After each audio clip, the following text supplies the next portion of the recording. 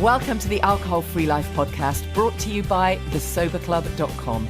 I'm Janey Grace. This is for you if you've quit the booze or you'd like to, or maybe you're just sober curious. I'll bring you tips and motivation without any judgment, and there'll be inspiration from experts, quit-lit authors, and sober heroes.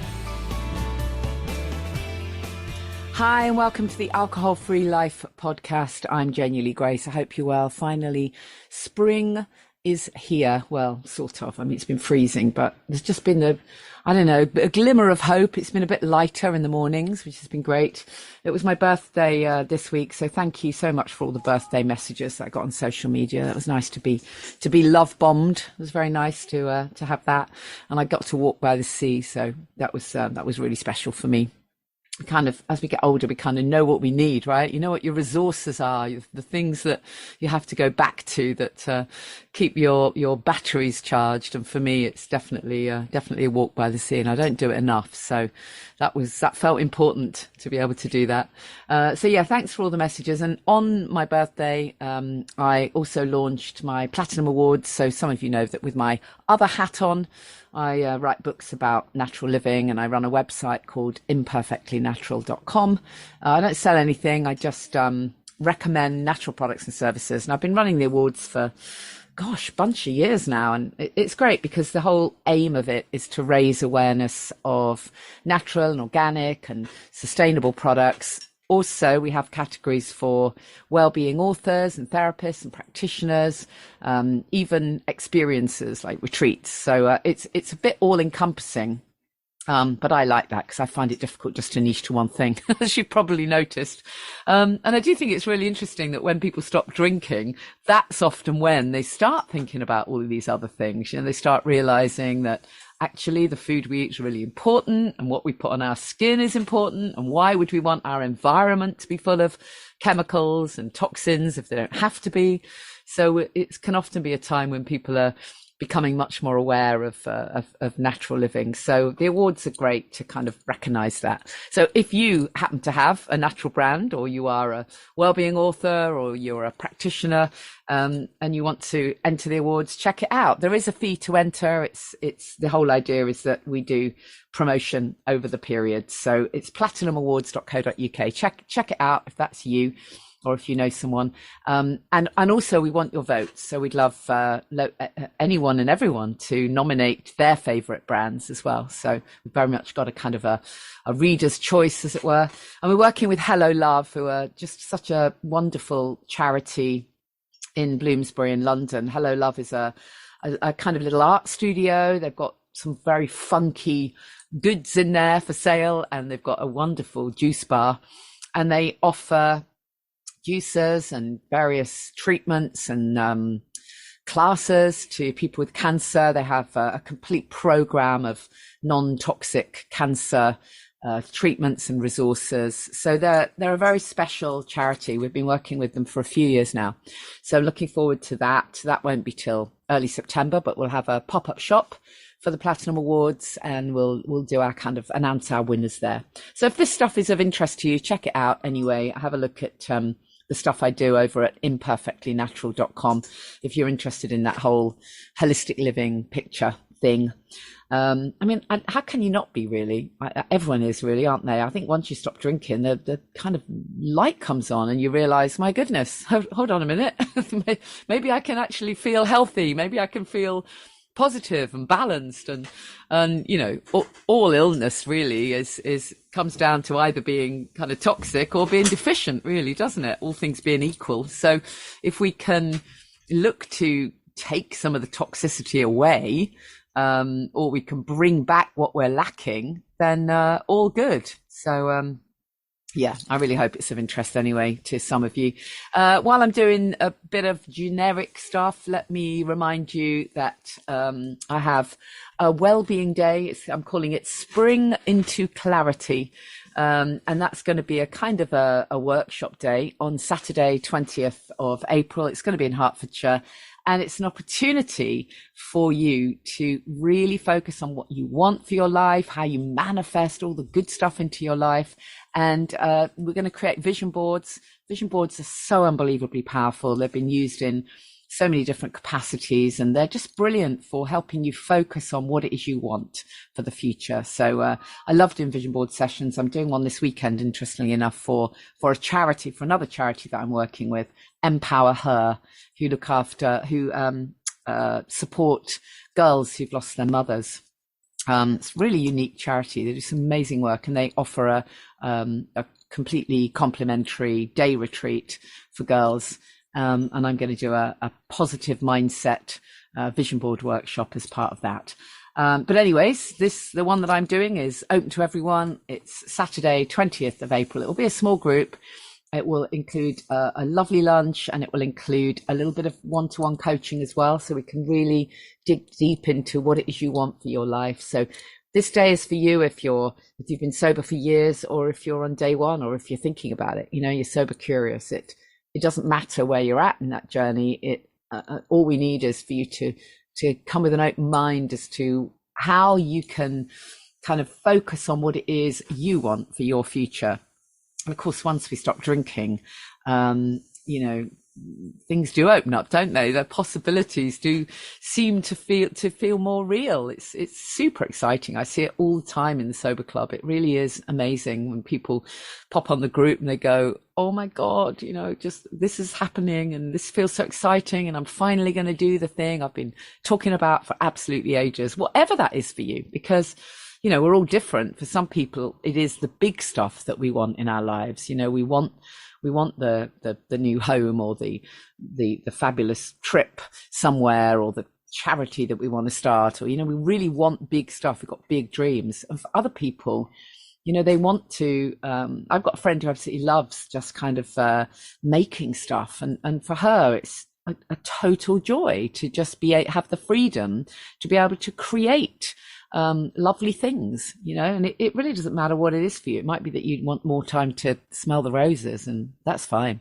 But it's about knowing what it is you do want, rather than being caught up in the busyness of the minutiae of life, which stops you from even noticing what it is that you want. So anyways, I really hope some of you can make that day. I'll also be putting on an online event soon as well, so that more people can be involved in that. And there'll be another family constellations day coming up soon.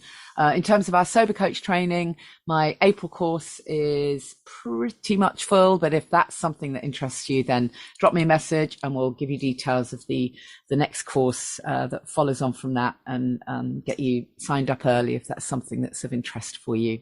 So my guest this week, it's something that we talk about a lot on this podcast. I talk a lot about nutrition.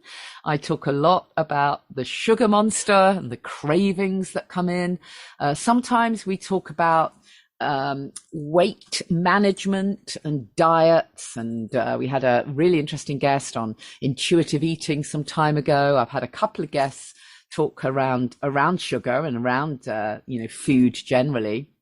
Had a great interview some time ago with Dale Pinnock, the medicinal chef, on what should we eat. That was a really great podcast. So, the whole topic of food and nutrition and weight management, it's a big one. And I know that it's uppermost in many people's minds. And for sure, people often decide they want to stop drinking. And what they really mean is, I don't want to stop drinking, but I do want to look better and lose weight. And they hope that they will magically drop several stone just by quitting booze, preferably instantly. That's certainly how I felt.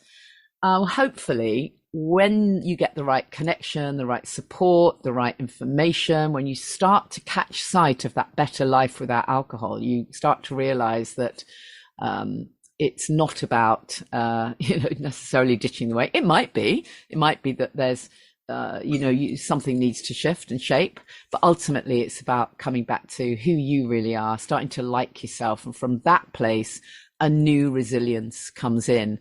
But for sure, the early weeks of ditching the booze, food and the way you nurture and nourish yourself is absolutely key to your success. I know that I'm like a stuck record on this one, but you have to trust me. It really is. So although we're sort of touching on this topic of, in inverted commas, diets, which is a stupidly annoying word because it means more than one thing. But anyway, while we're touching on this topic, just know for certain that my take on it is that if you are in the early weeks of stopping drinking, you will absolutely not be, it will absolutely not be a good idea for you to restrict anything at all. You want to ditch the booze, of course, but you really need to focus on good food, and it really, really is the key to your success. So no, faddy diets, no fasting, nothing. It's only for a while, you go back to whatever later. But for those early weeks, food is absolutely essential. Good food is really essential because you really need to keep that brain chemistry in order. It's going to be out of whack anyway. And that's going to be your best chance. So in the Sober Club, if you're a member of the Sober Club, we have so many resources around this. We've got some really wonderful, in-depth, exclusive interviews. They're not anywhere else at all. There's a whole load of exclusive content around nutrition, around sugar cravings, around sugar swaps, around great therapeutic techniques that you can use to help you work with cravings. We've got stuff with a food addiction counselor. So there's a massive lot of stuff in the Sober Club. If this is an area, that you want to focus on more, just check it out. Come and join us as a member, thesoberclub.com. But today's guest is really interesting because I came across Caroline's work because I just thought the title of her book was fantastic. The Mindset Diet. I mean, it's just a great title and really sums up, how I feel about the whole issue of diets, in inverted commas. And as we know, as Caroline says, she was a yo-yo dieter. So many people are. They're caught in that trap of constant dieting. Which is unbelievably unhelpful. So I thought it'd be great to have a chat to Caroline, have a listen to some of her thoughts around this whole concept of, how to avoid the yo-yo dieting trap. And don't forget then that, just to reiterate that point, if you're early days, keep eating. Keep eating really well, really good food. And there is so much content on this in the Sober Club. We've also got a clean eating plan, if you like, with some really fantastically nutritious recipes. So if you join us as a member, that's one of the digital gifts that you get when you're a member of the Sober Club. So all sorts of good stuff to look forward to. My guest is Catherine Thrwhitt of Free to Be NLP. Really, really interested to chat to Caroline because she says she is a recovering yo-yo dieter. So that's going to be interesting. Well, let's get into it. Welcome, Caroline. It's lovely to chat to you. Thank you. So I know that you have used NLP, neuro-linguistic programming, yes, and lots of other mindset tools. And we'll share more about the stuff that you do, the Mindset Diet, which is a fantastic title for a book. I absolutely love it. Escape the Trap of Yo-Yo Dieter and go from disillusioned dieter to empowered eater. Yeah, I love it. Definitely. Before we get into any of that, then let's just go back a bit. Tell us a little bit about your kind of history and what went down for you. So I've yo-yo dieted all my life and didn't think anything of it, really. That was just my normal. Just explain what that is then. I guess it's just to share what that term means to most people. So it's cycling around a diet. So you go on a diet, then you finish your diet, go back to normal, and then you go on a diet again and back to normal. So I learned it from my mum when I was very young. That's what she did. And I actually thought that was normal behavior, that there wasn't any other focus that you could do. So I worked in the city. We would eat out a lot. We would go out drinking a lot. And that was my 20s. And I would then spend 10 days on some crazy diet, lose the weight I'd put on, and then go back to my habits. Mm. And that was absolutely fine until I hit my 40s, probably. And I ended up in a senior management role in education. And I no longer had the energy to go on a diet because it meant deprivation and feeling hungry all the time, and spending hours planning what you were eating, and I just couldn't manage to do it. So everything became tomorrow. I'll do it tomorrow. I'll do it tomorrow. I'll do it when I'm on holiday. And then when I'm on holiday, I want to have a good time and not focus on this diet. So I ended up going from a size 8 when I started teaching to a size 18. And at that point, I decided enough was enough. I went on a diet. I made myself go on a diet, lost the weight, and then put it on again. So it was only when I was then, just for no connected reason, I started learning NLP because I thought it would help in education.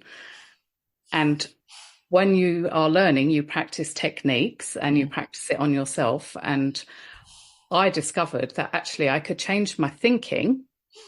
And then that started changing the way I thought about food and this going on a diet.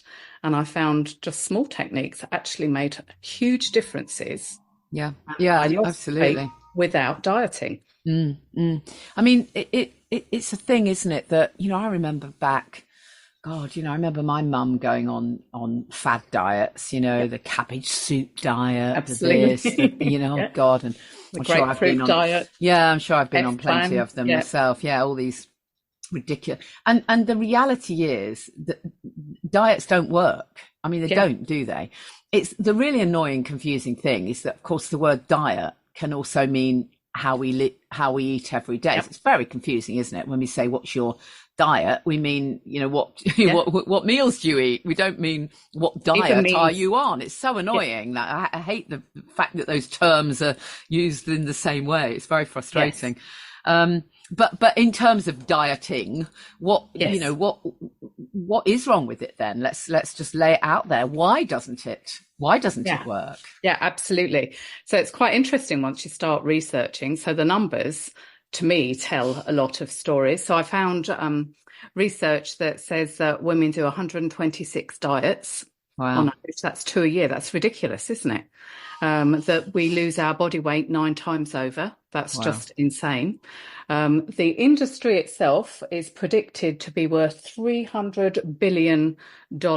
Well, so there's an incentive for them to keep us, to keep it not working, right? Absolutely. And that shows that it's not working. If you speak to some diet consultants, they will tell you that they have large numbers of returners. Sometimes they return as many as 20 times. So it's clearly not working. And the research shows that the body can put weight on because that's how our mechanism works to prevent us from starvation. The body's purpose is to keep us safe. And so it's not meant to lose weight. And so when we diet and deprive ourselves, we trigger our body to say, oh, here it comes, starvation, store it up, slow the metabolism down. And so therefore we slow our metabolism. And of course, no one talks about as we age, our metabolism slows slightly. We need to eat slightly less. And they think we overeat by about 1 to 2 pounds a year. So in a year, you wouldn't notice that, would you? But then add that up over 10 years. So even if your average person is doing that, most of us are overeating and will expect to gain weight over time because we're not actually allowing for the fact that we're getting older and needing slightly less. Yeah. But then I suppose that then leads us into that whole conversation about, well, what is overweight then? Because I don't buy the kind of the Instagram, style image that I'm allegedly meant to look like.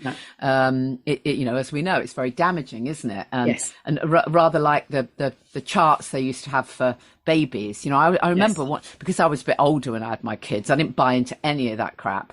So I never took my baby to be weighed ever. I could see my baby was completely healthy. And the last thing I was going to do was take it to be weighed because I'd seen, friends who go, oh, apparently he's a little bit over.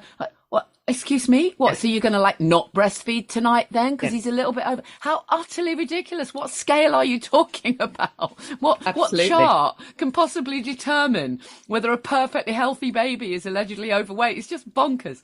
But anyway, you know, Absolutely. It's so like how do we define, how do we determine? I mean, surely it really is only about what's healthy for us individually, isn't it?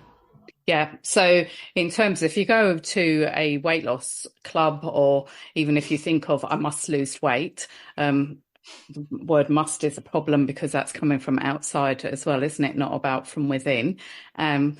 It's always about how much weight should I lose? Because actually, if you step back a little bit from that, because that won't work as a goal. One, the brain doesn't want to lose anything. And two, if you say I must lose 10 pounds, hence why we get to 10 pounds, goal achieved, we stop. Whereas actually, if we step back a little bit further and say, what's the whole purpose of this for us? What's this all about? And then we start thinking, well, actually, it's about well-being. For me, I chose to focus on brain health. Yeah. So then we can change our eating patterns and our whole diet, which for me was about sleep, was about stress, a whole lot of pieces of the puzzle start coming together because we're looking more holistically. And then we can start choosing what we want to eat for different reasons. Yeah. And it's not about calories. It's not because we should weigh a certain amount. It's not because someone created something called a BMI measurement. So the only, scales in and of themselves are triggers for people. Let me just go back just before I forget. I just want to go back on what you said there, because that's so important in the stuff that I talk about all the time. You know, as you said, as soon as we use those phrases, or I want to lose something, you know, that's deprivation, that's sacrifice. Absolutely. And, you know, one of the things I bang on about all the time, I won't let anyone say that they're giving up drinking. There's nothing to give up, you know. No. And the same, you know, we don't want to lose weight because the unconscious mind thinks, oh, I'm going to be losing out, or it thinks, well, if you've lost it, better find it for you again. You know, which of course is exactly what does happen. So, you know, you're absolutely right. It's language is so important, isn't it? It's so important.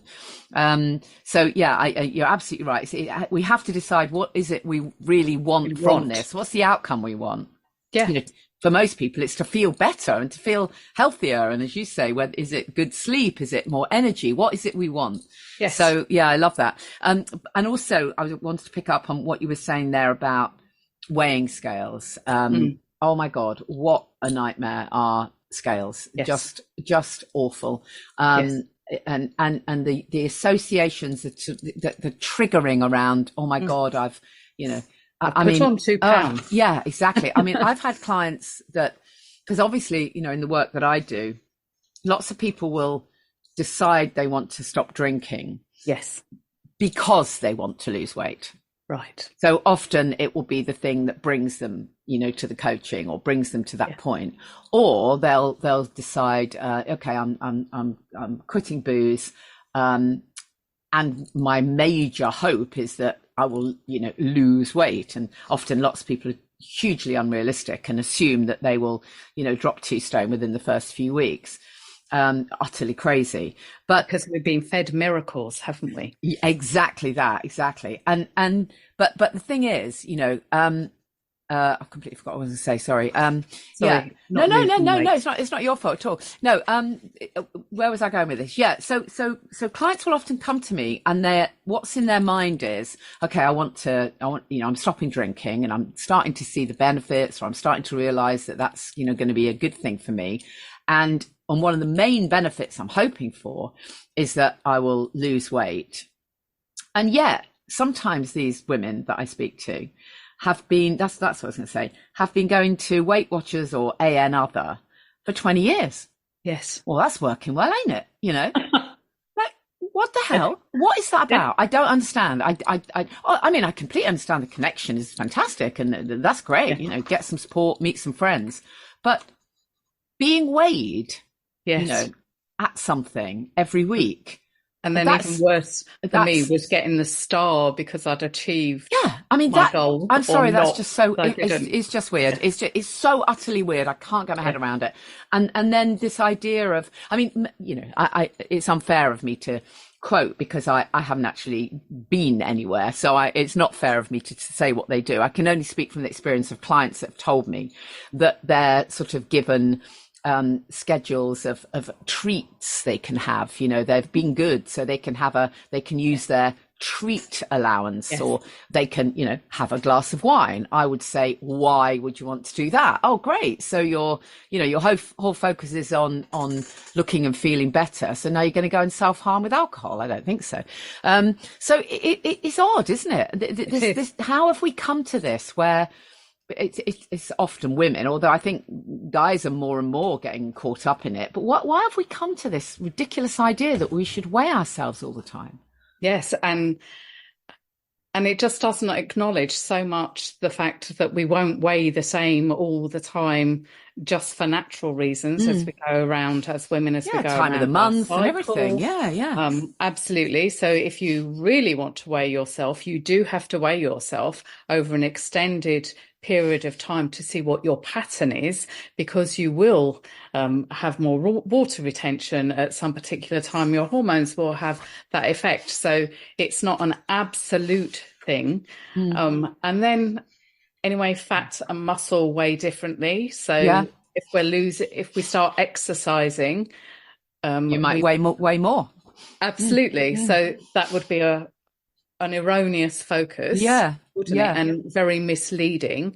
So how would you measure that benefit for yourself? So it has to be about becoming more intuitive with your body. Yeah, totally.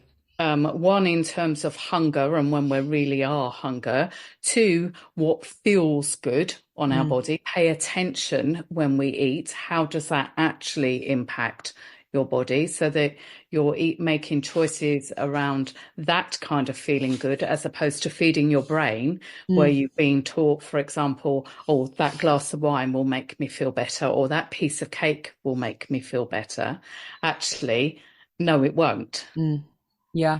And it's about so much more, isn't it, than just that phrase, you know, calories in, calories out. I mean, it's so stupid. It's so stupid.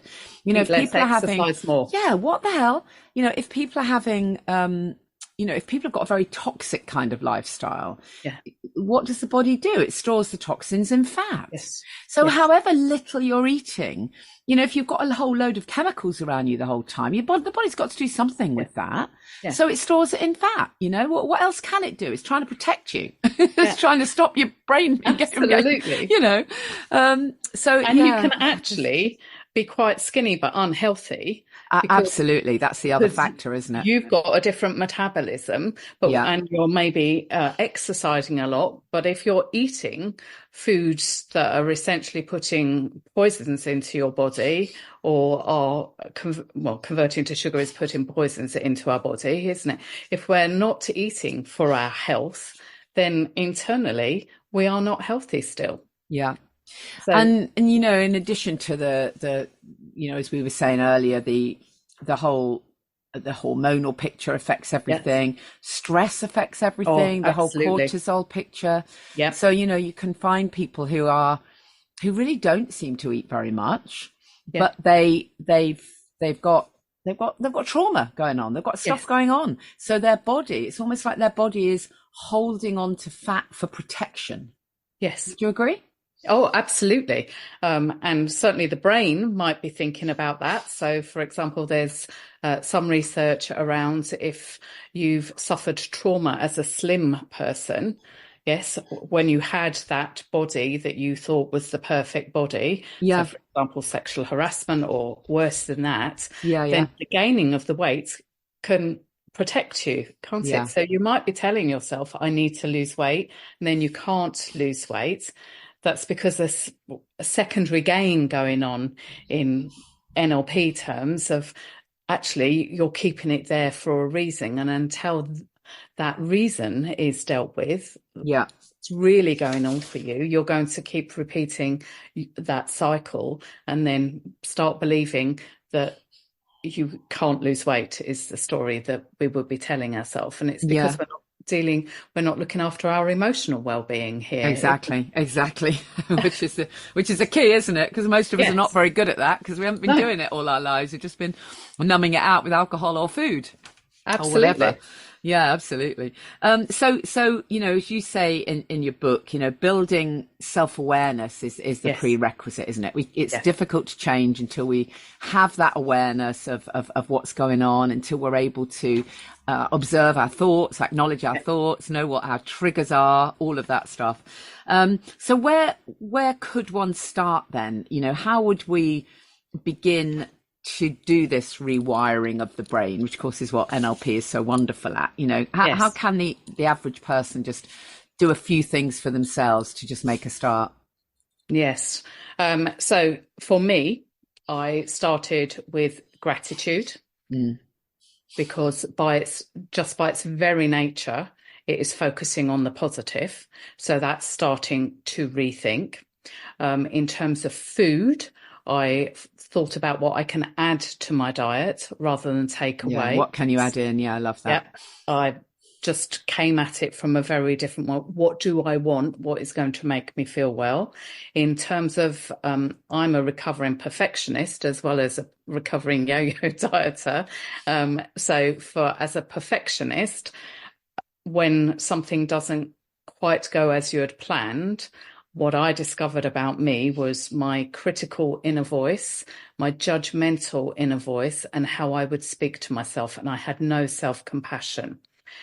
So starting to address that makes a huge difference. So an affirmation that I would say to myself when I catch myself. So again, that's the self-awareness of it. What do you say to yourself when you do something that you hadn't planned, wasn't on your intentions? So I call myself a silly cow all the time. That was the nicer one. So what are you going to say to yourself instead? I also believe in affirmations to start your day, about positivity for yourself, what you really want to focus in on. So it's linking in with what your goal would want to be there. And you can actually, in NLP, we teach you to turn down your inner voice. So turn the volume down so that it's not as loud. Maybe move it to the back of your head, change it to a more supportive voice. When you start cultivating all of that, then you can start becoming more successful with the changes that you want to make. Yeah. Because we have 6,200 thoughts a day is what the research is Oh, I showing. thought it was a lot more than that, No, interestingly. that was the one Is that that what it came out is? of Right. Queen's University Is that right? in, Interesting. yeah. But most of them are the same, is that right? Well, they're all on an unconscious level, and they will often be repeat kind of Very thoughts, similar. isn't it? So if you've got them repetitive and unconscious, that's the ones that you want to get at changing, isn't it? So to be able to do that, the unconscious mind needs repetition to teach it something different. So we're wired to be negative thinkers. Most of us have way more negative thoughts in a day than we have positive thoughts. So it's about changing the number of those and changing how we see ourselves. Yeah. As a society, I think we're quite critical of people. The first thing we go to is a criticism of someone, isn't it? Rather than celebrating their success. So we focus on the progress, the small change that you made that day. One of the things I talk about is making small changes, because we're often tempted to do a complete 180, which many of us struggle to sustain, hence the new gym membership. We must go to the gym every day and we're going to have a complete change in all our foods. And perhaps that's not the best way for us. Make small changes and add to it. So we're building that positive picture, and then we've got lots to celebrate each time. Again, that's focusing on the positive. Yeah, you're absolutely right. It really is about that kind of that mindset piece, because I remember in the days when I was trying to diet, I remember sort of thinking, oh, well, I'll start Monday, so then the whole weekend I'd, eat for England. And then, I'd say, oh, I'll start Monday and I won't, have any snacks or whatever. I'll just have a lettuce leaf for lunch or whatever. And I remember that I'd eat like a horse all weekend, and come Monday morning, by about 9:30, I'd be absolutely ravenous, even though nothing had changed. It's purely in my head. It's purely that sense of I'm not going to be eating as much, or I'm going to be depriving myself. Therefore, I'm going to start feeling miserable really early on.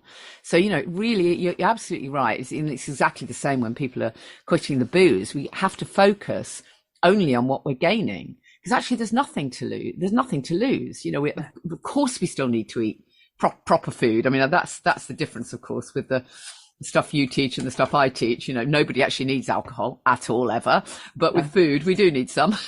Yes. clearly so it's about getting it right, isn't it? It's about having the stuff that that supports our health and well-being, really. Let's just talk for a moment about some of because people are going to go, yeah, all right, that's all great, but what do I eat? So let's just talk about a little bit about the way that food sort of supports the brain chemistry, because one of the pieces of my work is that when people stop drinking, they often can be in this mindset of, oh, I think I'll lose a few pounds. Absolutely terrible idea, because when you first stop drinking, you need to be eating really well, like super nourishing, nurturing foods, really good fats, loads of protein. If you don't, your brain chemistry is going to be so far out of whack. You give it a week, a month at best. That's such an important part of it that I think a lot of people miss out. A lot of programs miss out that really important nutrient dense foods part. Yes. So tell me a bit about, from your experience, how that works, the whole brain chemistry piece, the foods that make us feel better. Yeah. So again, focusing on brain health, but actually, when you look at a lot of the foods, it doesn't matter what you focus on, you're going to end up kind of eating a lot of the same things. So lots of green vegetables, there's so many micronutrients in those, and they're good for you and nourishing. And so therefore they're preferred over like winter vegetables, because they are sugar the root vegetables. Now, for me, I would still eat those because they're a natural cycle. They grow in the winter, and the body needs a different kind of nutrient in the winter to in the summer. We always need protein. Those gives us a sense of satiety, feeling full and energy, and along with fats. So for me, it's about getting away from good and bad foods so that you can focus on what it actually is. And that poor little avocado is full of whole good fats that the body needs. The brain needs fats to work. The brain needs water to work. So make sure we're drinking lots of water, because we do need that. We don't need the alcohol, but we do need liquid. And in its best form is water. Lots of berries, because some fruits are higher in sugars than others, whereas berries are full of antioxidants. So that helps on work with stress.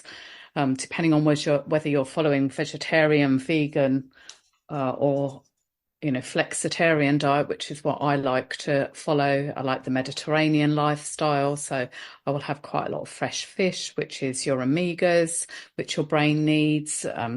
So if you don't have those in your diet, you would need to get them in forms of supplements, probably. I would work alongside a nutritionist for someone for that, because I don't have the qualifications to indicate. But really, I focus on go buy it. For me, the biggest change was I had to learn to cook, or not learn to cook, but accept to cook.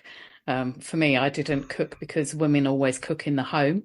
Men are chefs, women cook at home, and I spent most of my life fighting against things like that, but it worked against me because I was often tired and in a hurry, and I hadn't planned, and so I'd end up going and eating out. You can't control what's in the food when you're eating out, or grabbing a ready meal that's full of chemicals and preservatives.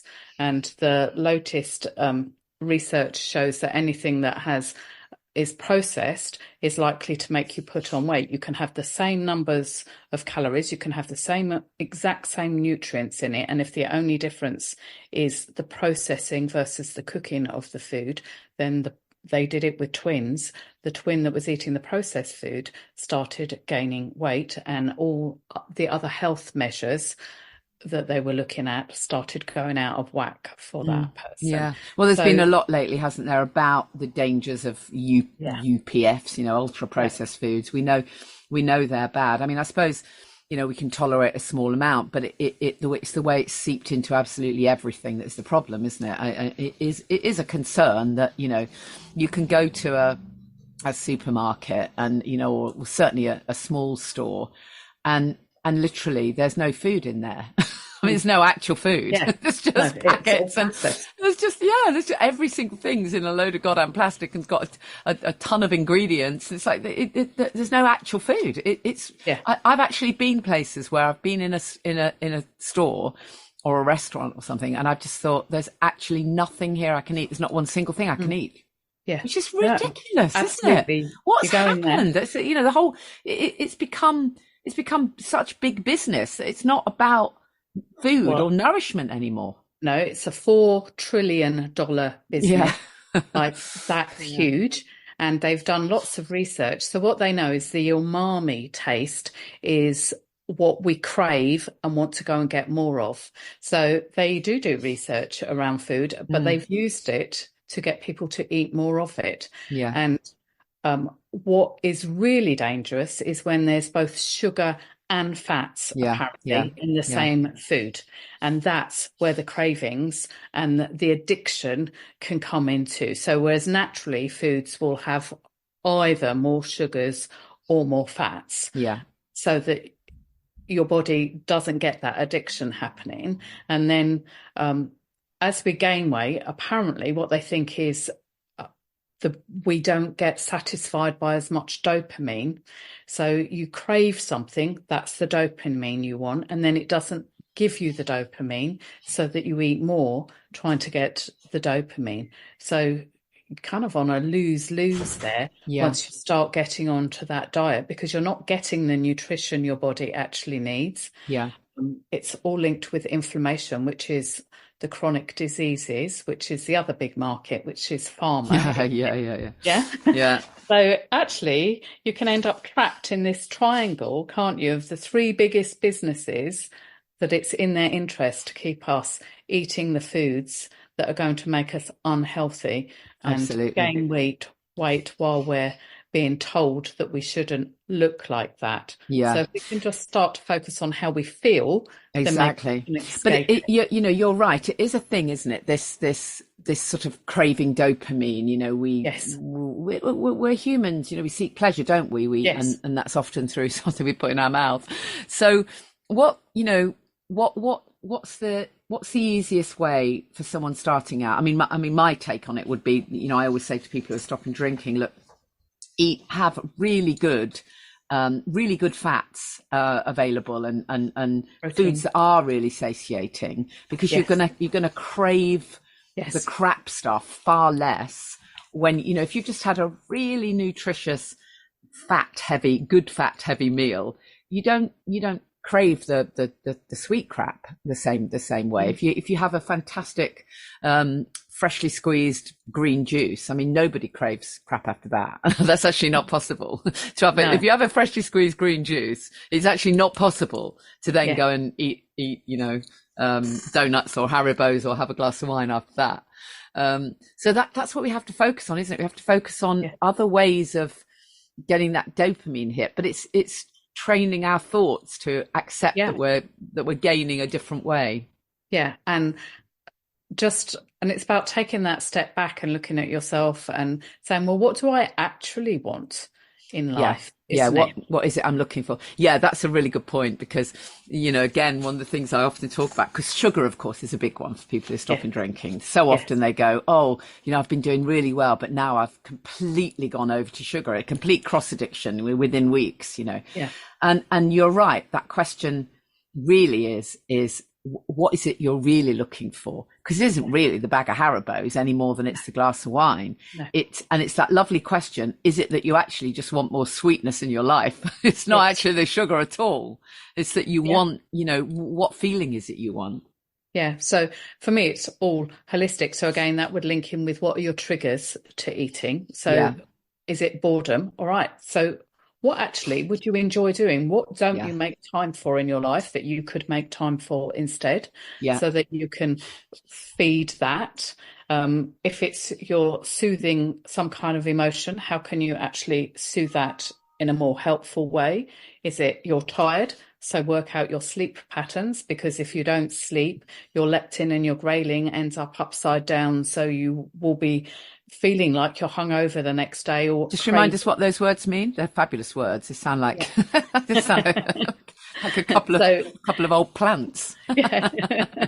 So leptin and ghrelin. So ghrelin's your hunger hormone and leptin's your fullness hormone. Yeah. And so if you don't get enough sleep, not only does that add to your cortisol, so stress will aggravate this pattern even more, but they end up upside down the next day. And you'll notice it, or I notice it, because I'm in the cupboards looking for something to eat, but I haven't even realized that's what I'm doing. I've just suddenly woken up from autopilot when I'm in the cupboard. And because my cupboard doesn't have sugars and fats in there, obviously my brain hasn't found whatever it was looking for on autopilot. So what do you do then in that moment? What do I do? Well, I would have, so what I do have in our house is 85% chocolate. So is that what I want to eat, and have a cube of that? Because our hormones drive us. We can't out crave kind of hormones. So mostly it's important to get keep our hormones in balance as we go. Water, and it just has to be conscious choices. But I know that I may be eating things that I wouldn't otherwise eat. So I would have an avocado I've got in the house. So healthy fats. It's not what my brain thinks I want, but I'm feeding that need for sugar and fats, but in a more healthy way. Yeah, absolutely. And what's your view on the whole idea of, keeping blood sugar levels stable? We hear a lot now, don't we, about, well, there's two schools of thought, isn't there? You hear people say, oh, we need to keep our blood sugar level up. So we need to have 6 meals a day or 6 small meals a day, or we need to have 4 meals a day and lots of snacks. And then you hear other people who say there's absolutely no need to do that whatsoever. You can have 3 meals a day. You shouldn't need to snack. In fact, you should give your body a rest. What's your view on that? Well, I actually don't know what the answer is. I can only, if the experts don't know, I don't know. My approach to it is we're all different. Yeah, exactly. And so for me, it's about what makes you feel good. Yeah. In terms of, I try and keep my eating window smaller in a day. So listening to my body. I'm someone, I don't like eating first thing in the morning. So I'm not following the you must have breakfast rule. I do have breakfast, but it would be about 10:30 is probably when my body starts thinking, I'd like some food, please, now. I'm not skipping it, because I'm not having it, even despite being hungry. If I felt hungry, I would eat. Yeah. Do I have foods that if you're on a diabetes regime, they would tell you not to have, like a banana? I would have that. Would it cause a spike in sugars? Probably. Is it a healthy fruit other than that? Yes, but would it be my only source of food? I just try and keep some balance. And then I also talk about the kitchen being closed. I close the kitchen in the evening so I don't snack, so that my body is then, like in Chinese medicine, they say what the body's doing at particular times of the day, don't they? And the body likes to start digesting about 8, 9, 10 o'clock at night. 10 o'clock you should be in bed, according to that, so that your body can go through its necessary processes. So I should try to do that. If I were hungry, I would go and eat something. I would eat something like a handful of almonds, which are supposed to help with melatonin release to help you sleep. Just try and make helpful choices for myself. What would be the best decision for me in this moment right now? Not what should I do, what must I do, but listen to my body, and we can only do what we feel is right for us in that moment, and focusing on what would be a nourishing thing to do. Yeah, absolutely. Yeah, I mean, it does all come back to that sense of kind of self-esteem and self-awareness and self-love, doesn't it? You know, when you actually do start to like yourself, you don't want to eat as much crap. is the bottom line. You know, It doesn't mean you don't occasionally crave something that's not particularly good for you. You know, we're all human, but there's less of it. There's less. Yes. There's less sort of overeating with absolute rubbish. I think that is what tends to happen. It is true. I don't find it even enters my mind to eat those foods. And if I went to a supermarket, I would only be attracted to it if I were hungry. And if I've done my shopping at a planned time, then with my list, then I wouldn't even end up in that part of the supermarket, and therefore wouldn't feel attracted to it because they do it all in bright red and yellow. Well, of course, it's about marketing, isn't it? Yeah. Yeah. So what does the book give us? Tell us a bit about the mindset diet. What's in the book?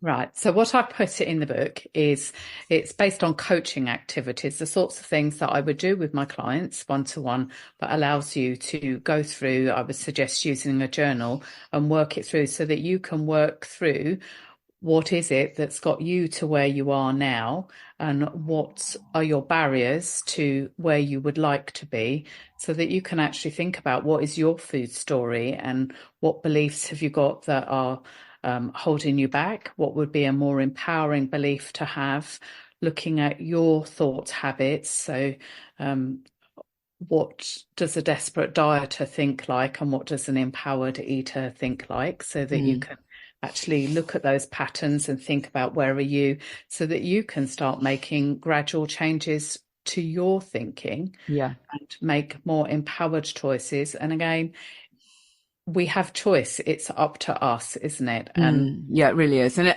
it really is about so much more, isn't it, than what we weigh and what we eat. Yes. It really is. I've shared this story a couple of times on the podcast, but you might find it interesting.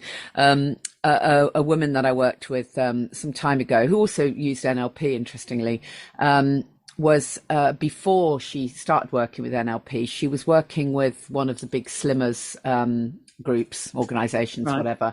And she was part of something where they had like a Slimmer of the Year or one of those kind of awards. And so they got this woman who dropped God knows how many stone, you know, and they offered her the opportunity to go and have a all expenses paid photo shoot. She could buy a whole new wardrobe, have these pictures taken, featured in a magazine.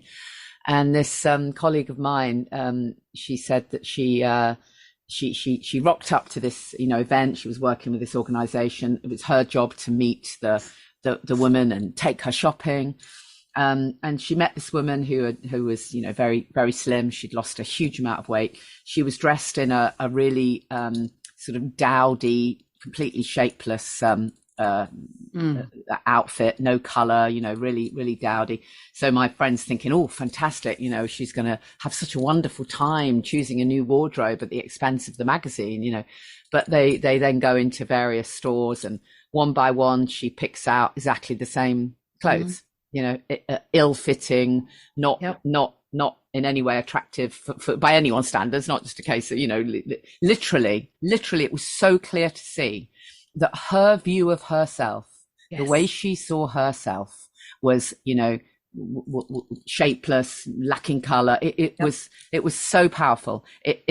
Seeing that made her stop doing that work altogether, because she realized, okay, so the weight's gone, but it was never anything to do with the weight. It was only ever about how she felt about herself. Absolutely. And it's likely to come back. Absolutely, it will. Absolutely. thinks Well, like her old self. Exactly. Her thinking and her beliefs. Exactly. All of that stuff hasn't changed. So Exactly she will that. revert back to it. Yeah. So it's powerful, isn't it? So Yes. I love the work you're doing. Well done, you. It's great, and Thank you. you know, it's just really good just to kind of hammer this home, isn't it? The whole time that it really is about the mindset. So yeah, fantastic title for your book. I love it. And remind us of your website, Caroline. My website is freetobnlp.co.uk. Great. I'll put that in the show notes as well. Thank you so much for being my guest. I really appreciate it, and I wish you lots of success with the book. Thank you very much, Janey. Thank you, Caroline. So we'll put details of the book in the show notes. Don't forget, you can join us in the Sober Club if you'd like more support. If you don't want to do that, but you'd like to support this work, then you can put a couple of quid into our Give Back Fund. That's always so appreciated. Or you can go to buymeacoffee.com/Janey Lee Grace. And as I always say, you're welcome to do that. Or if we can meet in person, then I'd love a real coffee. I just realised that I completely forgot to tell you that we have a live podcast recording event on April the 10th. I was telling you about the Spring into Clarity event on April the 20th. But before that, on Wednesday, April the 10th, we have a meetup. So I really hope lots of you can come to that. The tickets tend to sell out really quickly. So please book it if you can. You need to go to thesoberclub.com and click on events, and that will take you through to the link to buy tickets. It's at Club Soda in London. The ticket price includes a lovely alcohol-free cocktail. There's also the opportunity to buy some alcohol-free drinks while you're there at a reduced price. They give you a discount. So, my top tip is bring a bag, because it's really hard to get out there without thinking, oh my goodness, I got to sample something. They've just got the most amazing choice. It's really a gift to have that wonderful place in London. So really looking forward to our meetup. It's April the 10th. It's a meetup and it's a live podcast recording. And I'm delighted to announce that my special guest is Michael Sargood, as in Happy Without the Hooch. He's very funny. He's such a gem. So I'm really looking forward to chatting to Michael. There could be other special guests to be announced as well. 7 p.m. start, but you do have to have tickets, and they're quite limited because the venue is not particularly big. So it would be amazing to see you there, and we can chink a glass in person. So that's Wednesday, April the 10th. If you go to thesoberclub.com /events, you'll find the info there, or follow me on social media. That will link you through to at Janey Lee Grace. You know where to find me. If you're listening to this and you're early days and it all just feels impossible for you, just feels too big, just feels like, oh, it's okay for her, it's okay for all these people, I'll never be able to do it, just drop me a message, just reach out. I will reply if I can. Tell someone, if it's not me, make it someone else. Tell someone who's been there, done it, got the t-shirt. Tell someone who might care that you're doing this, because I'll hold the vision for you. I really want this for you as much as you want this for yourself, right? I really do. So reach out, tell someone you're doing this, get the support and the help you need. When it's just you and your thoughts, I can absolutely tell you which way it will go, because it did for me for a good 10 or 15 years. When it was just me alone with my thoughts, what happened was, the wine witch steamed in, and very quickly I went back to square one, usually within 24 hours. And that's unfortunately what happens. You need to disrupt the patterns. You need to change the neural pathways and furrow down that new path. And to do that, it really makes a difference if you've got a cheerleader. So drop me a message, and don't forget, I do offer one-to-one coaching. I sometimes have slots available, so drop me a message. But whether you want coaching or not, tell someone you're doing this, and if you are, then have a huge hug from me, and I'll see you next time. Thank you for listening to the Alcohol Free Life podcast, brought to you by the Sober Club. Please rate and review, and if you want support, accountability and inspiration, and you want to live your best life without the booze, check out thesoberclub.com.